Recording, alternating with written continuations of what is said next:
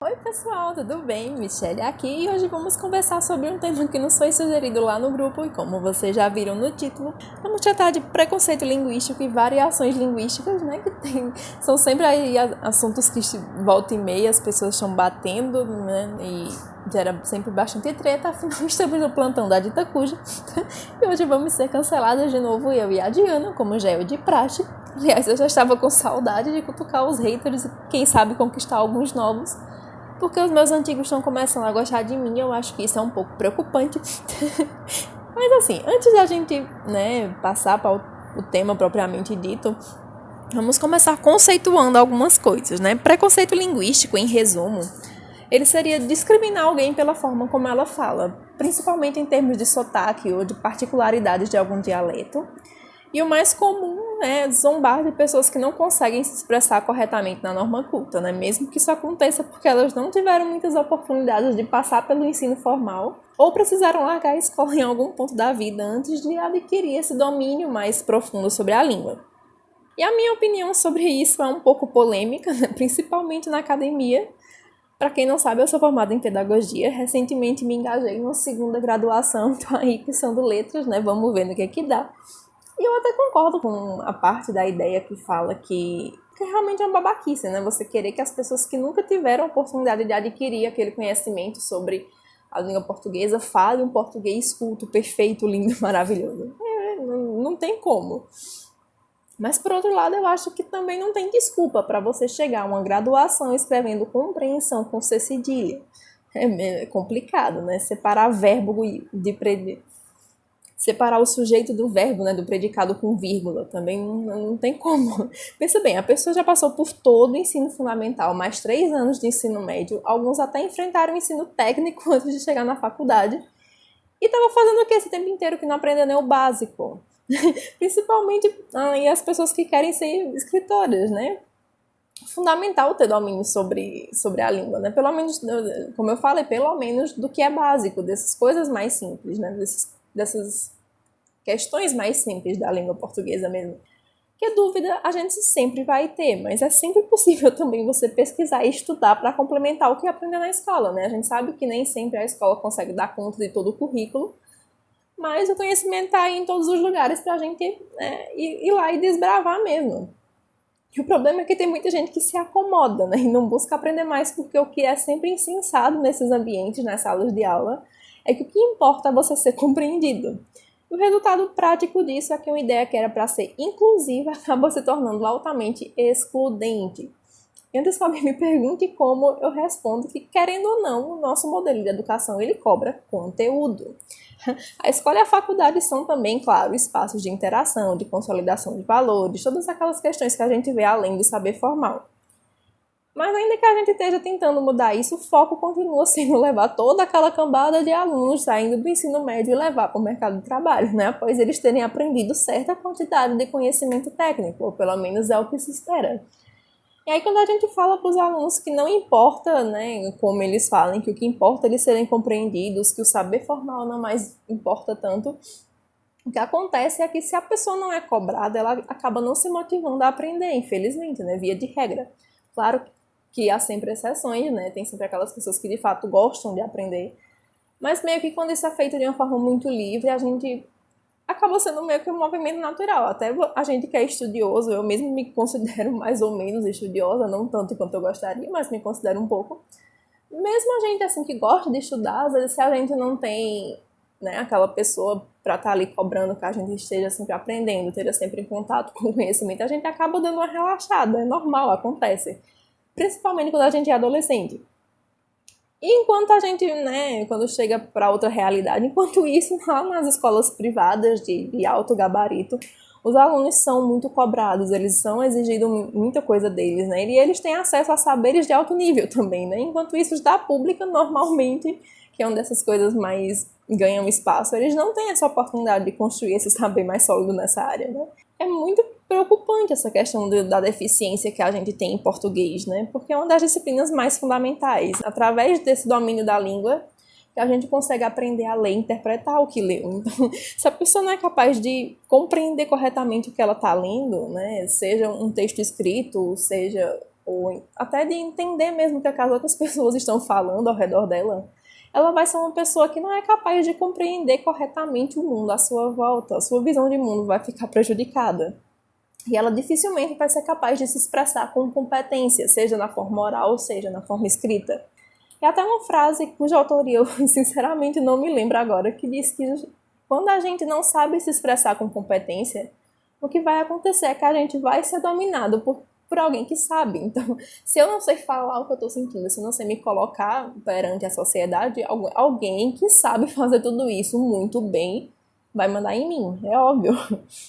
E por mais que a gente tente mudar essa realidade, né, tem várias boas iniciativas nesse caminho de tirar tanto esse peso do saber técnico, querendo ou não, ele é e continuará sendo sempre uma parte muito importante da educação, por mais que a educação também queira tratar de valores, queira tratar de princípios, queira tratar de formar cidadãos, não tem também como a gente excluir totalmente o saber técnico da escola, e eu acho até que isso é um tiro no pé.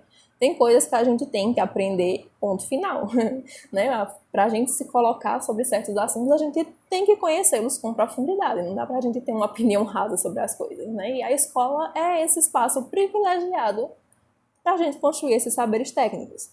Porque senão, mais do que vírgulas em lugares errados ou textinhos cheios de erros de concordância e de lógica, nós só vamos ter verdadeiros batalhões de analfabetos funcionais, ano após ano, sendo formados, né?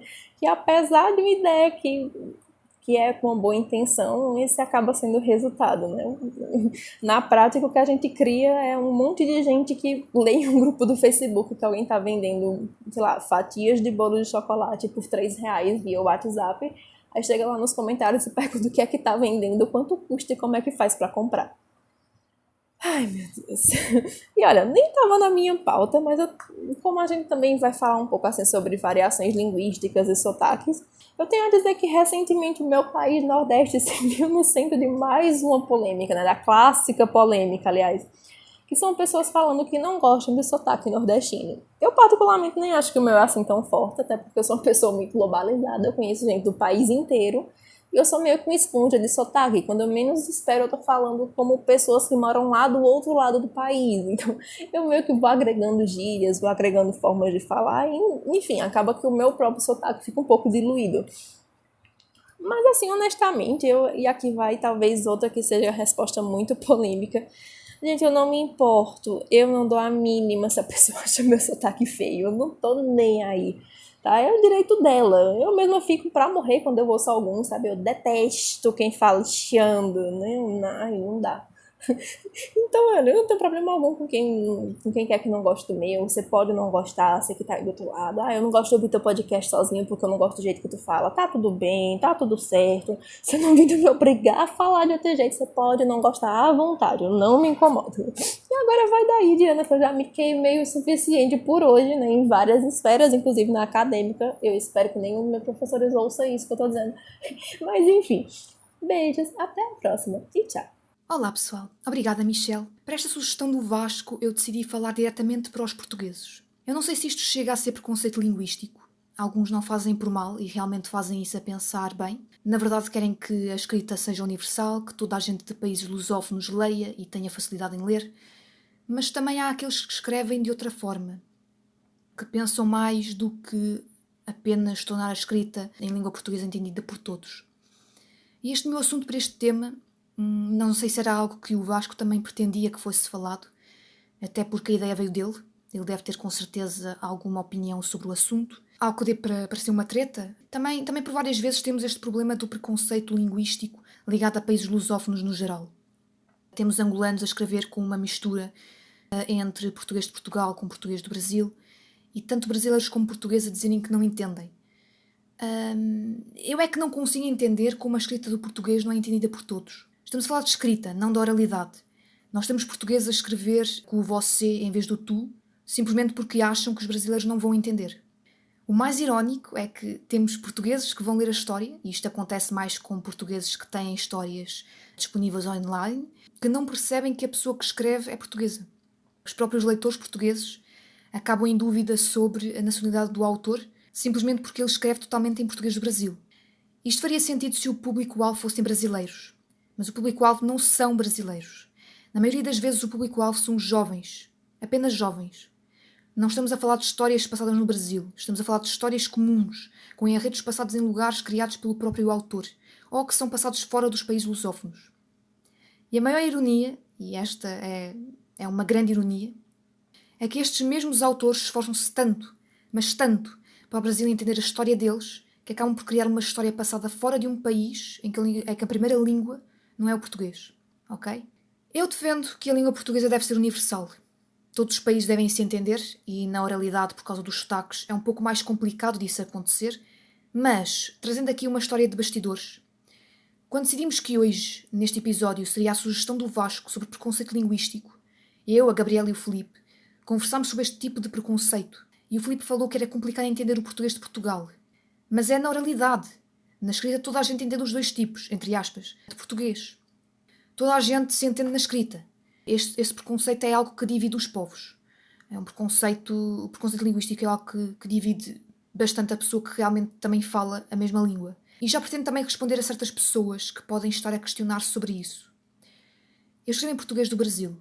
Não nas minhas histórias escrevo claramente em português de Portugal, mas eu uso o você para falar, por exemplo, com o pessoal de outras regiões do Brasil sem ser o Sul. Uso porque, primeiro, não os conheço pessoalmente e, segundo, porque é mais fácil para mim. E isso não tem nada a ver com preconceito.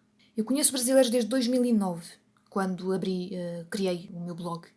Inicialmente conheci virtualmente, mas cheguei a conhecer pessoalmente.